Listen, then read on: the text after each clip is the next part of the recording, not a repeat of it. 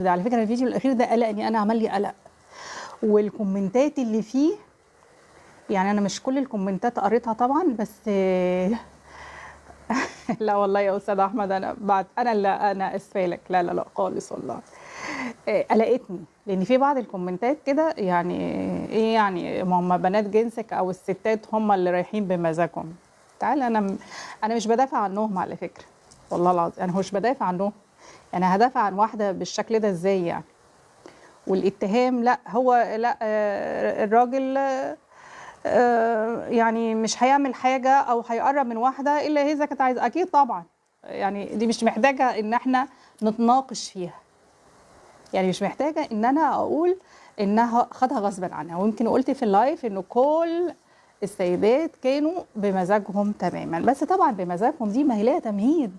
ما هو مش فجأة واحدة راحت له من أول مرة لا خلاص يلا حضرتك أنا جاهز. لا طبعا هو في تمهيد مرة واتنين ولعب في دماغها ووسوسة الشيطان والقصص ده. هو ده النقطة اللي أنا بتكلم فيها. ده بعيدا عن ان الست لو هي مش كويسه مش كويسه وهتعمل اللي هي عايزاه، بس انا اديها الفرصه ليه؟ هنا بقى ندي مجال للشيطان ليه؟ حتى لو هي مش كويسه. هو ربنا قال لنا الست اللي ب100 راجل سيبوها تروح لوحدها، والست اللي مش قد كده لا خدوا بالكم. لا طبعا ربنا عادل لما اتكلم وقال ان الست والرجل ما يجتمعوش في مكان لوحدهم مغلق. كان واضح الآية صريحة وكله كلام بتاع ربنا، أنا ما ألفتوش من عندي. عشان لما أقول يعني بلاش مراتك أو أختك أو تروح لدكتور لوحدها تطلع تقول لا الست اللي ب100 راجل والست اللي مش عارفة إيه ما هي ومش هي. لا لا حضرتك دي مالهاش علاقة ب100 راجل ولا ب50 راجل. لا ده حتى لو هي أمك اللي عندها 80 سنة ما تروحش لوحدها برضه، لأن هو ربنا اللي قال لنا كده يا جماعة. هو مش في حاجة اسمها زن على الودان؟ ده الزن على الودان ده مش ايه يعني؟ مش باب للشيطان؟ ليه واخدينها كل الكومنتات؟ ما هي ما راحتش ما اجبرهاش، كلهم بمزاجهم، ما انا عارفة انهم بمزاجهم، عارفة ده. انا مش بدافع عنها، ده انا بدينها وبدينك انت قبلها. انت ليه تخليها تروح لوحدها اساسا؟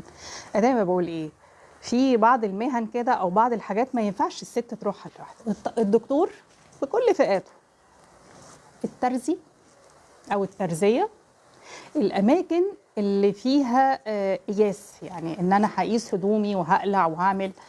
انا حتى المحلات اللي فيها بنغير هدومنا ونقيس حاجه هنلبسها بنشتريها، انا ببقى قلقانه والله العظيم، اقسم لكم بالله ببقى قلقانه وبقعد ببص حوالين نفسي كده وبقعد اعمل الاختبارات اللي بيقولوا عليها في المرايه وفي الفيش ومش عارفه ايه، واعلق هدومي اغطي الاكر، حاجات كتيره جدا على فكره فيها قلق.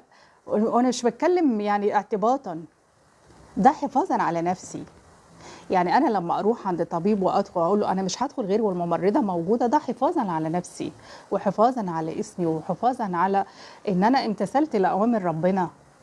دي ما فيهاش لا الست اللي مش عارفه ايه، حتى لو حد راح معاها وعايزه تعمل حاجه وحشه هتعملها، خلاص بقى دي قصه تانية. دي قصه تانية، هي بتبقى فاسده. ما هم تتخيل بقى 24 واحده او 25 واحده دول اللي هم ايه قدر يسيطر عليه. كام واحدة رفضت؟ أكيد كتير. يعني شوف النسبة دي، شوف بقى يمكن 1000 واحدة رفضت و1000 واحدة سكتت.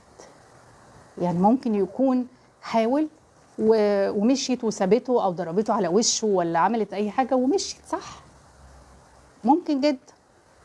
لكن كم واحدة سكتت ما نطقتش ما تكلمش؟ وانا عارفه كويس قوي ان اغلب السيدات واغلب البنات لما بيحصل حاجه زي دي او حد من التفاصيل دي، لان احنا بطبيعتنا بنخاف من الكلام، فهيسكتوا طبعا خلاص. يعني موقف حصل وخلاص وما راحتش تاني. لكن في راح واستمر، وفي ستات ضعفت، وفي انا مش عايزه اقعد كل شويه اطلع اتكلم في الجزئيه دي، بس الكومنتات اللي انتوا كتبتوها على الفيديو مرعبه، والله مرعبه. وكمان انا ما بحبش لما اكون بتكلم في موضوع حد يطلع يقول لي يومي يعني يرمي مثل عليا، يقول لي طب هو انت لو رحتي مش عارفه، انت مالك ومالي؟ انا طالعه بدي نصيحه للبنات، لبناتي، لاخواتي، اللي اكبر مني او اللي اصغر مني، بقول لهم نصيحه، وفي نفس الوقت بقول لك انت نصيحه. انت مالك ومال ده؟ حتى الكومنتات فيها كلمات تحرش، فانت هنا بتدافع عن ايه او بتتهم مين؟ يعني انت بتقول لا هي ما راحت بمزاجها، مش عارف ان انت كلمات، في بعض الكلمات كده لا تليق، بيدل على انت متحرش. يعني انت بتدافع عن جنسك ازاي يعني؟ انا طالعه بقول لك لا، مامتك، اختك، مراتك، بتاع، انت تكون معاها حمايه ليها. ما تقوليش بقى اصل الست اللي 100 راجل لازم ما اعرفش ايه وتعمل ايه. هو ربنا قال لك كده؟ قال لك يعني الست اللي 100 راجل تروح لوحدها، والست اللي عليها كلام لا تروحوا معاها؟ ما قسمناش يا بابا، هو ما قسمناش. نعقل الكلام، نعقل الكلام. وانا قلت ان ده كان تمهيد، مش راحت له اول مره خلاص، لا ده عده زيارات وابتدى يلعب في ودانهم. وهو شخص فاسد فعلا، ما تقوليش ان كله من السبب من الست، لا هو فاسد بدليل انه مرتب كاميرات ورتب حاجات وعامل قصص وتفاصيل عشان يصور. حتى رجعوا قالوا لا ده ما فيش فيديوهات، دي مراته كانت بتحاول تبتزه. انا ما هو لو جوزها والدنيا يعني انا عايزه اقول ايه، الصدمه الاولانيه بتخلي الست بتفقد السيطره على غضبها، فقدت السيطره وبلغت. لما هديت وابتدوا يكلموها وشمال وضيعتي مستقبل وضيعتي مستقبل ولادك وضيعتي سمعته وسمعتك، ابتدوا هنا يقولوا ايه؟ لا اصلها كانت عايزه تبتزه فمفيش فيديوهات ولا حاجه. بص اصل النيابه مش عبيطه، وفي حاجه اسمها حق الدوله. يعني ما فيش جريمه بتعدي كده، حتى لو انت تنازلت ومش عارفه ايه قصص، في جرائم القانون ما بيسيبهاش تمشي كده، لا، لان في هنا حق الدوله وحق القانون وحق المجتمع. وعليكم السلام ورحمه الله وبركاته. فاللي انا عايزه اقوله لاخواتي الرجاله اللي علقوا على الفيديو الاخير، انا مش بتهم الرجل لوحده، ولو سمعتوا اللايف كله هتفهموا انا قلت ايه. انا قعدت 3 ساعات اتكلم. الفيديو ده جزء من اللايف، من كلام كتير قلته، من كلام كتير. فهي كانت الرساله موجهه للسيدات، للبنات، والرساله الاولى ليك انت، انك انت تنتبه. ستاتنا زي الفل، ومراتك زي الفل، واختك زي الفل، وكل حاجه، بس انا ليه احطها في موقف مش حلو؟ قصه انها لو عايزه تعمل حاجه هتعملها.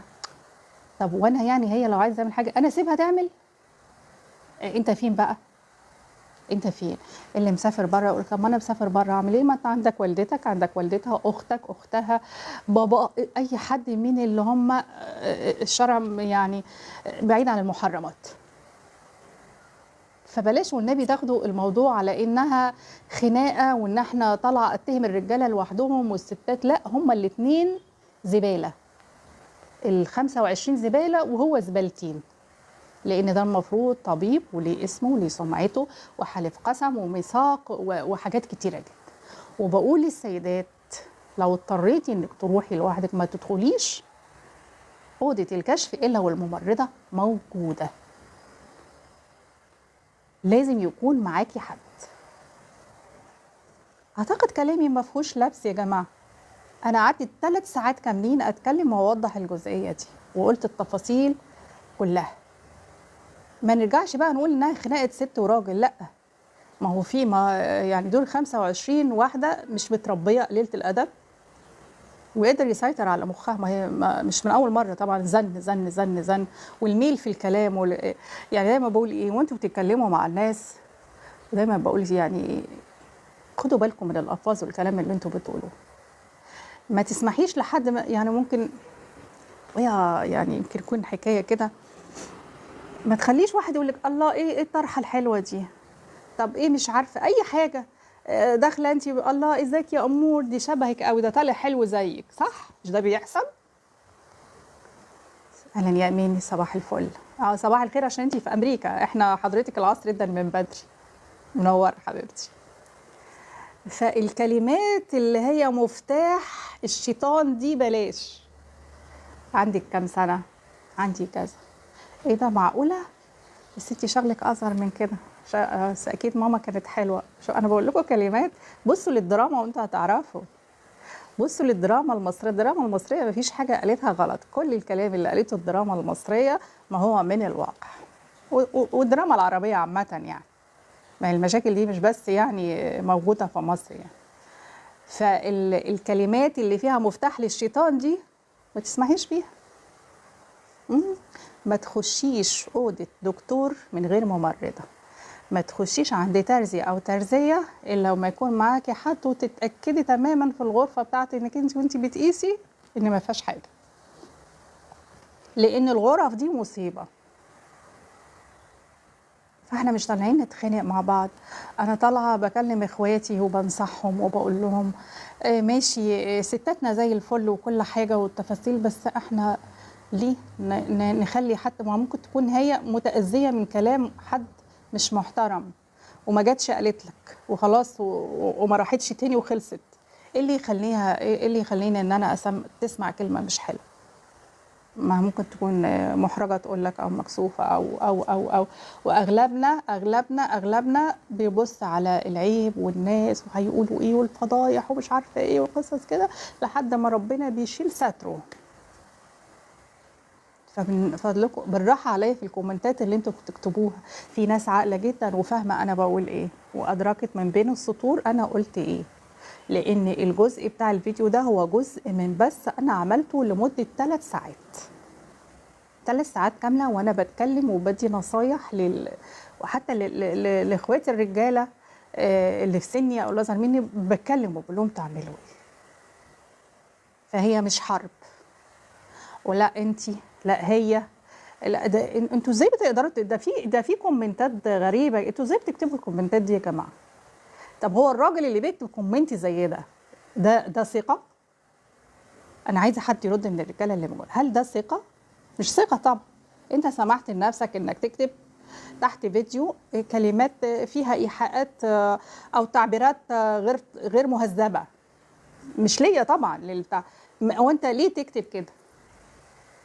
ما انت هتشبهه، يعني انت كده متضامن معاه، ما هو مش هيعمل كده الا اذا كانت هي عايزه. طب يا جدع،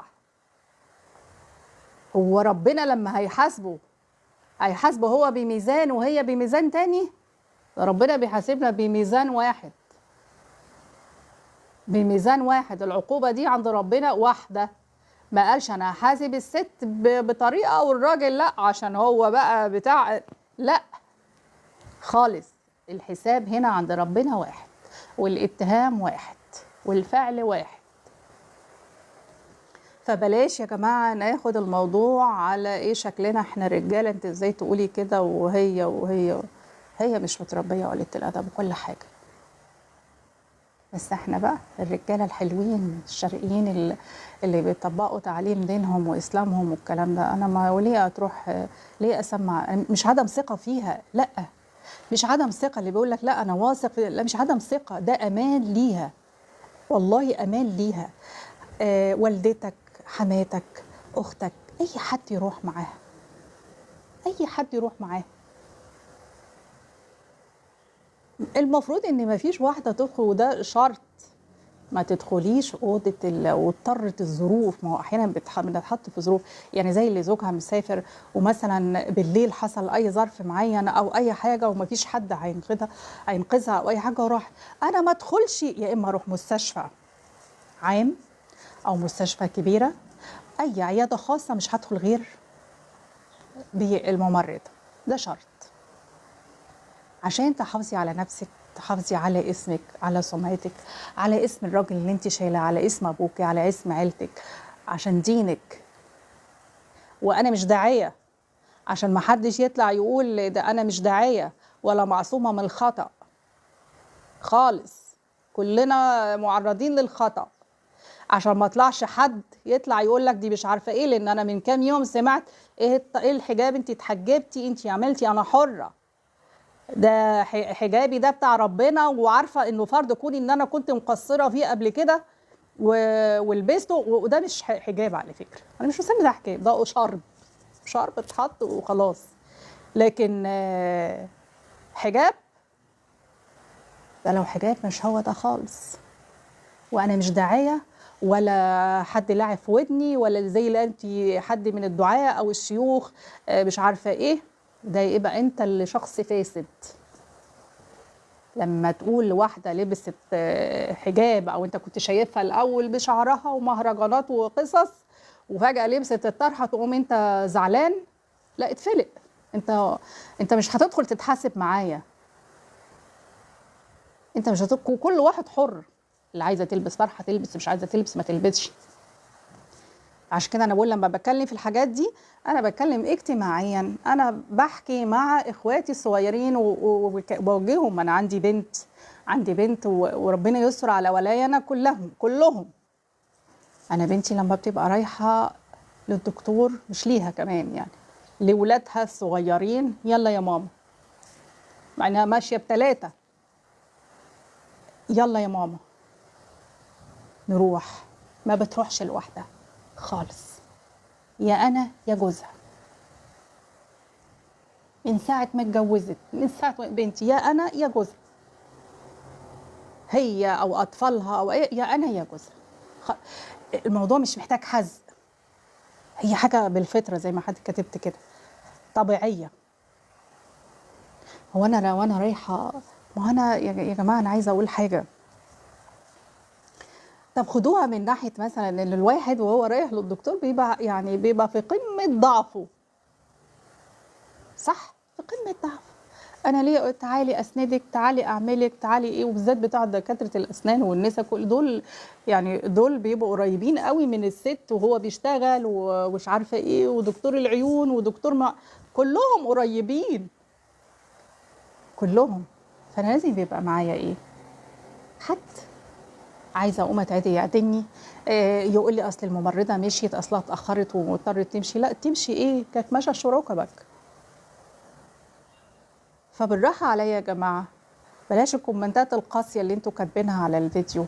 هي مش خناقه بين ست نوعين ذكر وانثى، لا، احنا كلنا عند ربنا واحد، والعقوبه واحده والاتهام واحد. والله انا لا جايه عليه ولا جايه عليه، هو اوكي يعني، لا انا جايه عليه اكتر على فكره. اقول لك ليه؟ لان ايه، ده طبيب حالف القسم واليمين وميثاق الشرف وحاجات كتير وحاجات كتيره. يعني دي مهنه ثانيه جدا. المفروض ان انت عامل كيان كبير، المفروض ان انت ايه، تحافظ عليه واسمك وسمعتك والحاجات دي كلها. اما هي طبعا في تقصير في التربيه وتقصير في الدين وتقصير في حاجات كده. المفترض الواحد المحترمه تروح، المفروض. انا عايزه اقول لك حاجه يا يوسف، انا دايما بفترض ان هم كلهم محترمات، بس في احيانا انت بتضطر لظروف ما وحالات حرجه بتاعت، هنفرض انها ما لقيتش ست لظروف ما قهريه، انا اروح وحدي ليه؟ صح؟ انا مش مع انها تروح لطبيب نساء. هتقولي لي انت رجعيه، انا في حاجات فيها رجعيه. والله انا الست اللي بتكلم عن الحريه وبتكلم عن حاجه، انا في حاجات في حياتي رجعيه جدا فيها، قولا واحدا يعني.